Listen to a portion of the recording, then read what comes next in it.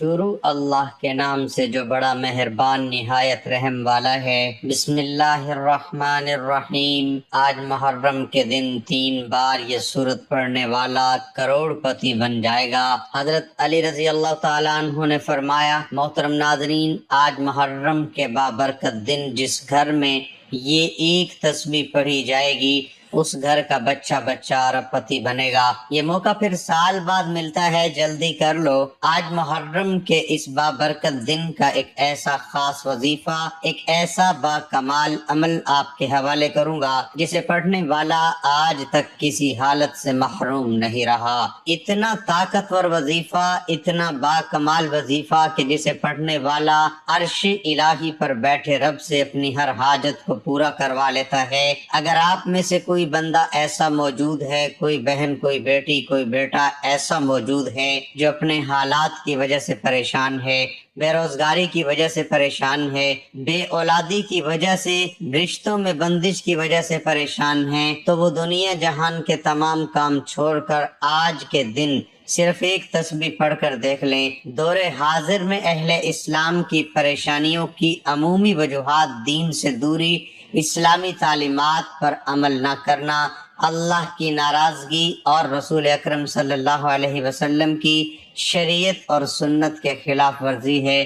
بقا کو چھوڑ کر، خدا کو چھوڑ کر فنا ہونے والی دنیا کی پوجا، نفس پرستی، اللہ کی رضا کے بجائے اپنی منشا اور رضامندی کے حصول کی کوشش، کتاب و سنت کو خود پر نافذ کرنے کی بجائے اسلام کو اپنی مرضی کے زاویے میں دیکھنا، اپنی سہولت کے لیے دین میں نرمی اور آسانیاں پیدا کرنے کی کوشش اور اصلاح کرنے والے سے یہ امید رکھنا کہ وہ ہماری سوچ کے مطابق دین اور شریعت کو بیان کرے۔ درج ذیل معاشرت، آداب زندگی اور مسائل انبیاء کرام علیہ السلام، اصحاب علی اکرام، علم رضوان کی تعلیمات سے فیض یاب ہونے کی بجائے اپنے اصطلاحات کو مترادف کرانا اور اس پر ہٹ دھرمی کا مظاہرہ کرنا، یہ وہ تمام مسائل ہیں جنہوں نے اہل اسلام کی زندگی میں رکاوٹیں، پریشانیاں، سیاسی مسائل کے پہاڑ کھڑے کر دیے ہیں۔ اس سلسلے میں انفرادی طور پر ہم بھی مجرم ہیں اور امت کی قیادت بھی شریک ہے۔ روحانی علاج کے سلسلے میں دنیا بھر میں موجود بہنیں اور بھائی کام کرتے ہیں۔ اکثریت کا مسئلہ ذہنی پریشانی اور بے سکونی سے ہی شروع ہوتا ہے۔ جب شیطان ذہن پر حاوی ہوتا ہے تو بیوی کے جھگڑے اور نافرمانیاں، نماز میں دل نہ لگنا، کاروبار میں بے برکتی، شادی اور نکاح میں رکاوٹ، صحت کی خرابی، دماغی کیفیت میں رد و بدل اور بہت کچھ۔ جب کسی کے دل سے رحمت اٹھ جائے، احکام الہی کی خلاف ورزی شروع ہو جائے تو پھر شیطان اپنے راستے ہموار کر لیتا ہے۔ اس ساری کیفیت کو ہمارے لوگ جادو سمجھنا شروع کر دیتے ہیں۔ حقیقت میں یہ جادو نہیں ہوتا بلکہ شیطان کا حملہ ہوتا ہے۔ ناظرین، ایسے لوگ جن چیزوں سے ڈرتے ہیں تو بہت سارے عامل اس پریشانی میں مزید اضافہ کر دیتے ہیں۔ کوئی اسے جنات کا حملہ کہے گا تو کوئی کالا اور سلفی علم، اس سے لوگوں کی پریشانی میں شدید اضافہ ہو جاتا ہے۔ لوٹنے والے عامل پیسے مانگتے ہیں اور ہزاروں روپے غرق کر جاتے ہیں۔ حقیقت تو یہ ہے کہ ان ساری پریشانی سے نجات کے لیے قرآن و سنت کے مطابق اولیاء کاملین کے فرمان پر عمل کر کے نجات حاصل کی جا سکتی ہے۔ بنیادی طور پر ان مسائل میں مبتلا لوگوں کو اللہ کے قریب لانے کی ضرورت ہوتی ہے۔ ایسے لوگوں کو اگر کلمہ پڑھنے کی ہدایت کر دی جائے اور قرآن کریم کی لمبی لمبی صورتیں پڑھنے کو بتا دی جائیں، وہ کبھی بھی اس پر عمل نہیں کریں گے۔ جو بندہ نماز کے لیے وضو کرنے کو تیار ہی نہیں، وہ لمبے لمبے وظائف کیسے کرے گا؟ ان کو ابتدائی طور پر توبہ و استغفار کی طرف لایا جائے اور کسی ولی کامل کی بارگاہ سے اس کی بھلائی کی دعا کرائی جائے تاکہ ان کے دل کی حالت بدلے، تاکہ وہ ہدایت پا جائیں۔ رسول اللہ صلی اللہ علیہ وسلم نے فرمایا، اللہ پاک کے پسندیدہ مہینوں میں محرم کا مہینہ ہے۔ یہ اللہ پاک کا مہینہ ہے۔ جس نے اللہ پاک کے مہینے کی تعظیم کی، اس نے اللہ پاک کے حکم کی تعظیم کی، اور اس نے خدا تعالیٰ کے حکم کی تعظیم کی، اللہ پاک اس کو نعمتوں والے باغ میں داخل کرے گا اور اس کے لیے اپنی بڑی رضا اور واجب کرے گا۔ میں نے تمام بزرگوں سے سبق سیکھا ہے کہ ذہنی، نفسیاتی اور معاشرتی مسائل کے شکار ہر انسان کو اللہ کے قریب لاؤ، توبہ استغفار کی طرف راغب کرو۔ اس سلسلے میں استغفار کی کثرت اور تیسرا کلمے کا ورد اکثر ثابت ہوا۔ تیسرا کلمہ کیا ہے، اس کی برکات کیا ہیں؟ علماء اکرام نے اس کا تجزیہ کرتے ہوئے لکھا ہے کہ حضرت ابن عباس رضی اللہ تعالیٰ عنہ فرماتے ہیں کہ اللہ تعالیٰ نے عرش بنایا اور فرشتوں کو اس سے اٹھانے کا حکم دیا تو فرشتوں کو عرش پر بہت وزنی محسوس ہوا۔ اس وقت فرشتوں کو سبحان اللہ پڑھنے کو کہا، چنانچہ اس کو پڑھتے ہی عرش اٹھانا آسان ہو گیا۔ فرشتے اس کلمے کو پڑھتے رہے یہاں تک کہ حضرت آدم علیہ السلام وجود میں آئے اور ان کو چھینک آئی تو الحمدللہ پڑھنے کا حکم دیا۔ فرشتوں نے یہ کلمہ سنا، سبحان اللہ کے ساتھ الحمدللہ بھی پڑھنے لگے۔ حضرت نوح علیہ السلام کا زمانہ آیا تو بت پرستی کے خلاف اللہ نے حکم دیا تو قوم کو لا الہ الا اللہ کی تلقین کرو۔ فرشتوں نے اس کو بھی ملا کر پڑھنا شروع کر دیا، حتیٰ کہ حضرت ابراہیم علیہ السلام کا زمانہ آیا۔ حضرت ابراہیم علیہ السلام کو حضرت اسماعیل علیہ السلام کی قربانی کا حکم ملا، عمل کرنے لگے تو جنت سے جبرائیل علیہ السلام جانور لے کر آئے، اسماعیل علیہ السلام کی جگہ اس کو قربان کر دو۔ حضرت ابراہیم علیہ السلام کی زبان سے خوشی سے نکلا اللہ اکبر، فرشتوں نے اس کو بھی ملا لیا اور یوں پڑھنے لگے یہاں تک کہ حضرت محمد صلی اللہ علیہ وسلم کا زمانہ آیا۔ حضرت جبرائیل علیہ السلام نے یہ واقعہ عبداللہ کو سنایا تو آپ صلی اللہ علیہ وسلم نے اظہار کے لیے فرمایا تو فرشتوں نے یہ بھی ساتھ ملا لیا، پھر یوں تیسرا کلمہ مکمل ہوا۔ علماء کرام جامع الفوائد لکھتے ہیں کہ آقا دو جہاں صلی اللہ علیہ وسلم نے ارشاد فرمایا کہ کیا تم میں سے کوئی ایسا شخص نہیں جو احد پہاڑ پر عمل کر لیا کرے؟ آپ صلی اللہ علیہ وسلم نے فرمایا کہ ہر شخص کر سکتا ہے کہ سبحان اللہ پڑھنے کا ثواب احد پہاڑ سے زیادہ ہے، اللہ الہی اللہ کا ثواب پڑھنا پہاڑ سے زیادہ ہے، الحمدللہ کا ثواب احد پہاڑ سے زیادہ ہے، الہی اللہ کا ثواب احد پہاڑ سے زیادہ ہے، الحمدللہ کا ثواب احد پہاڑ سے زیادہ ہے، اللہ اکبر کا ثواب احد پہاڑ سے زیادہ ہے۔ رسول رحمت صلی اللہ علیہ وسلم کی زبان مبارک اور پھر اولیاء اللہ کے عمل سے ثابت ہوا کہ اس میں کوئی انمول خزانہ ضرور چھپا ہوا ہے۔ مدینے والا آقا دو جہاں صلی اللہ علیہ وسلم نے اس میں موجود کلمات کو احد جیسے بلند مرتبے پہاڑ سے بھی زیادہ بابرکت قرار دیا۔ ناظرین، بزرگان دین نے اس کے بہت سے فوائد فضائل لکھے ہیں، اپنے تجربات پیش کرتا ہوں۔ میں نے خود اپنی زندگی میں آزمایا اور آپ تک ہزاروں لوگوں کو بتا چکا ہوں، الحمدللہ برکت نصیب ہوئی۔ اگر کہیں کمی ہو تو وہ اپنے یقین اور اعتماد میں ہوتی ہے۔ ذہنی سکون، گھریلو پریشانیاں، میاں بیوی کے اختلافات، رزق میں تنگی، کاموں میں رکاوٹ، مقدمات میں پریشانی، عبادت میں دل لگانے کے لیے، روحانی ترقی پانے کے لیے، جادو شیطانی اثرات اور جنات سے نجات پانے کے لیے، ایک مسلمان کے ہر روحانی مسئلے کے حل کے لیے تیسرا کلمہ ایک عظیم نعمت ہے۔ میرے خاندان میں جنات کی حاضری تک کے لیے تیسرے کلمے کی مدد لی جاتی ہے اور بھرپور کامیابیاں اور فائدہ حاصل ہوتا ہے۔ جس قدر ایمان پختہ اور یقین مضبوط ہوگا اتنی لذت اور حلاوت محسوس ہوگی۔ حضرت معاذ بن جبل رضی اللہ تعالی عنہ بیان کرتے ہیں کہ میں نے رسول اللہ صلی اللہ علیہ وسلم کی خدمت میں عرض کیا، اعمال میں سے کون سا عمل اللہ تعالیٰ کو زیادہ پسندیدہ ہے؟ آپ صلی اللہ علیہ وسلم نے ارشاد فرمایا، ہماری موت اس حال میں آئے کہ تمہاری زبان اللہ کے ذکر سے تر ہو۔ ہمارے ہاں جو تیسرے کلمہ معروف ہے جس کے اندر بنیادی طور پر تسبیح و تعبیر کے کلمات ہیں، اسی احادیث مبارکہ میں الباقیات الصالحات ہمیشہ رہنے والا اور نیک عمل قرار دیا گیا۔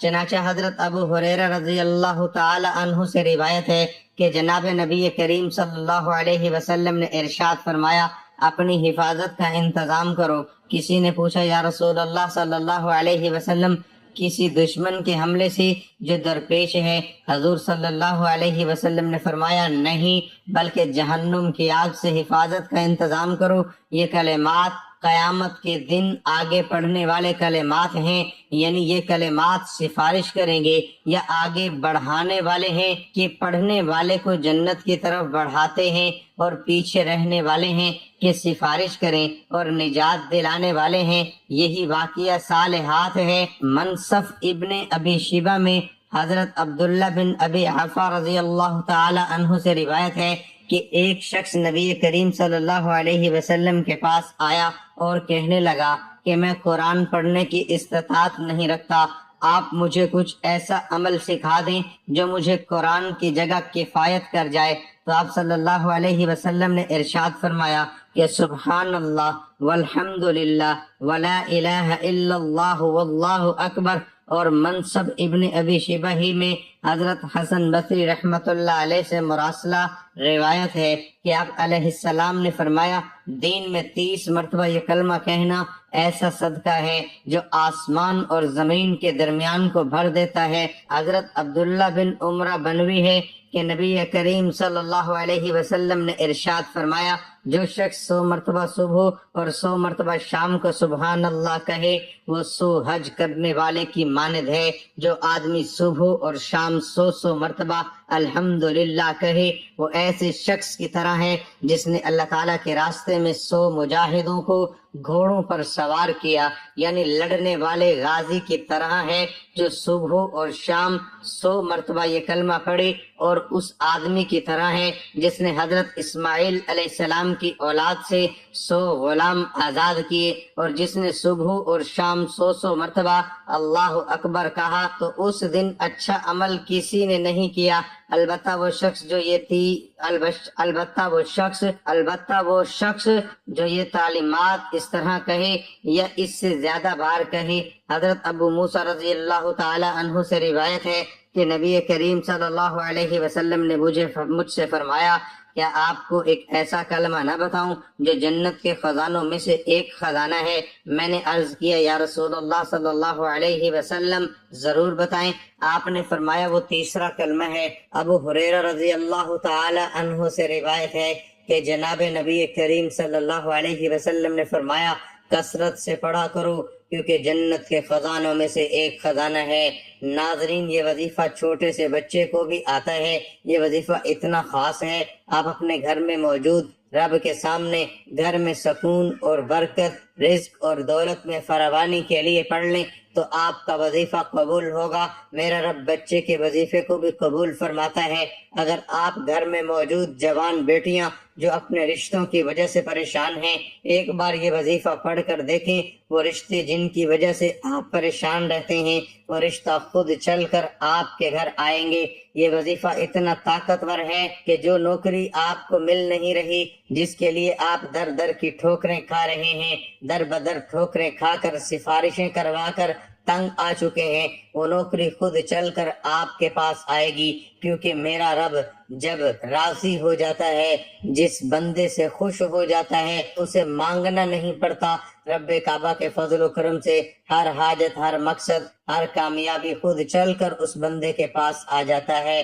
اب بد نصیب ہے وہ بندہ جو بھی یہ خاص وظیفہ نہ پڑھے۔ ناظرین، وقت کی نزاکت کو مد نظر رکھتے ہوئے آئیے اس عمل کی طرف چلتے ہیں۔ یہ وظیفہ کرنے سے پہلے آپ 2 باتوں کا خیال رکھیں۔ پہلی بات یہ ہے کہ آپ نے 5 وقت کی نماز کی پابندی کرنی ہے، کچھ بھی ہو جائے آپ نے 5 وقت کی نماز لازمی پڑھنی ہے۔ اور دوسرا یہ کہ آپ نے ہر بات میں اللہ پر توقع کرنا ہے، اللہ پر بھروسہ رکھنا ہے، اور جب آپ پختہ ارادہ کر لیں تو اللہ پر بھروسہ کیا کریں، بے شک اللہ توکل والوں سے محبت کرتا ہے۔ اللہ رب العزت کا ارشاد ہے کہ انسان کسی بات پر جیسا گمان رکھتا ہے میں اس کے ساتھ ویسا ہی معاملہ کر دیتا ہوں۔ بس اے محبوب آپ ان سے رخ انور پھیر لیجئے اور اللہ پر بھروسہ رکھیے، اور اللہ کار ساز ہے۔ وہ میں یہ توقع، جو کوئی اللہ پر توکل کرتا ہے تو اللہ اس کا ہو جاتا ہے۔ بے شک اللہ بہت غالب، بڑی حکمت والا ہے، اور اللہ کے دامن کو مضبوطی سے تھامے رکھو، وہی تمہارا مددگار اور کار ساز ہے۔ بس وہ کتنا اچھا کار ساز ہے اور کتنا اچھا مددگار ہے، لہذا اچھا سوچیں۔ آپ یہ سوچیں کہ اللہ پاک آپ کو رزق دے گا تو آپ خود محسوس کریں گے کہ اللہ پاک آپ کو بہترین رزق دے رہا ہے۔ ناظرین، عمل کی بہترین رہنمائی کے لیے ویڈیو کو آخر تک ضرور دیکھیے گا۔ عمل کیا ہے؟ آج پورا دن موجود ہے، کسی بھی نماز کے بعد آپ یہ وظیفہ پڑھ سکتے ہیں، چاہے تو نماز عصر کے بعد پڑھ لیں، چاہے تو رات سونے سے پہلے پڑھ لیں، چاہے تو رات کے 10 بج جائیں، 11 بج جائیں، یہ وظیفہ لازمی پڑھنا۔ یہ آپ نے صرف 100 بار پڑھنا ہے۔ ناظرین، یہ چھوٹا سا وظیفہ، لیکن اس کی کمالات اتنے زیادہ ہیں کہ پورے سال کی کامیابیاں آپ کے قدموں میں آ جائیں گی۔ سب سے پہلے آپ نے اپنے مقصد کی نیت کرنی ہے۔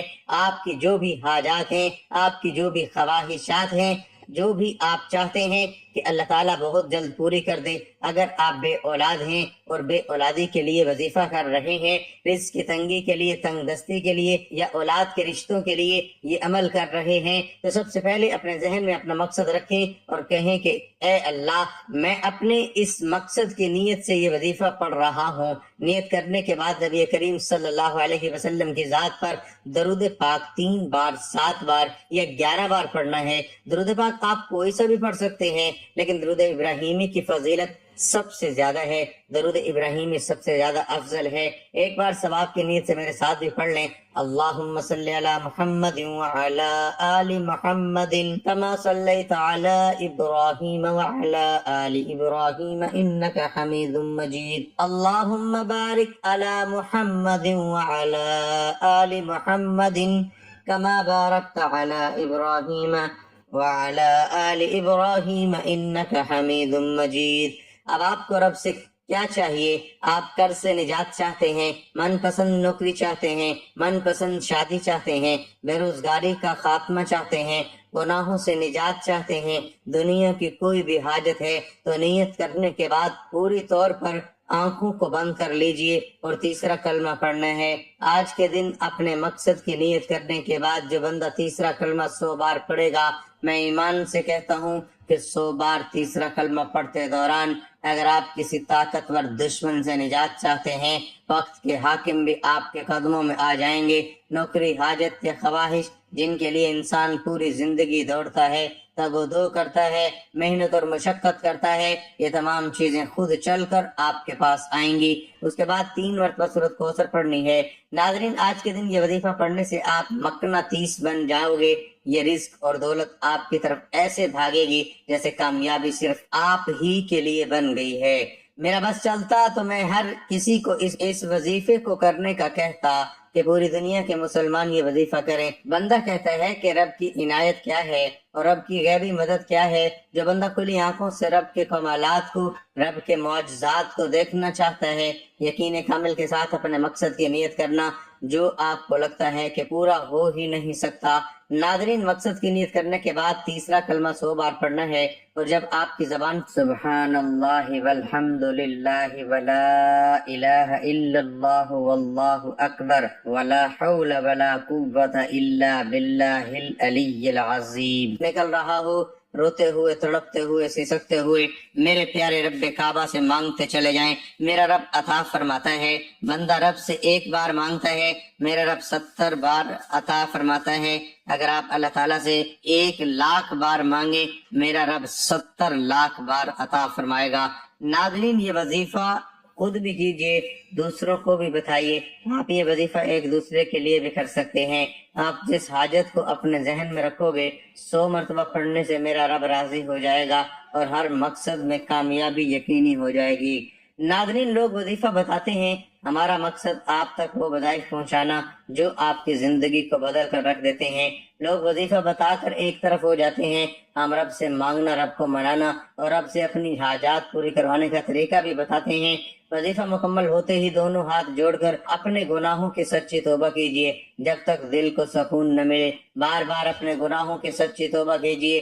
سچی توبہ کے بعد رب سے جتنا مانگو گے صد کر کے مانگنا، بچوں کی طرح مانگنا، میرا رب اتنا نوازے گا کہ پورا سال کسی اور وظیفے کی ضرورت نہیں پڑے گی۔ ناظرین، اس کے علاوہ اگر آپ کے گھر میں کوئی بیماری ہے، کوئی پریشانی ہے، اللہ تعالیٰ کی بارگاہ میں اپنی حاجات پیش کریں۔ اللہ تعالیٰ آپ کے دلی خواہشات، آپ کے تمام تکلیف دہ دکھ اور تمام پریشانی سے بخوبی آگاہ ہے، وہ سب اللہ کے حکم سے ختم ہو جائیں گے۔ لیکن اس کے باوجود بھی اللہ تعالیٰ کو انسان کا اپنے سامنے مانگنا بہت پسند ہے، اس لیے آپ خود دل لگا کر اور دل سے مکمل یقین سے، مکمل اعتماد سے اللہ تعالیٰ سے مانگیں اور ہمیشہ اسی طریقے سے مانگا کریں۔ اللہ تعالیٰ سے سچے دل کے ساتھ دعا مانگیں اور مکمل بھروسہ رکھیے، اللہ تعالیٰ آپ کی ہر دعا قبول فرمائے گا اور آپ خود حیران ہو جاؤ گے۔ ہمارے نبی اکرم صلی اللہ علیہ وسلم بھی دعا مانگا کرتے تھے، پھر آپ سب بھی میرے ساتھ دعا مانگے۔ اے اللہ میرے پروردگار،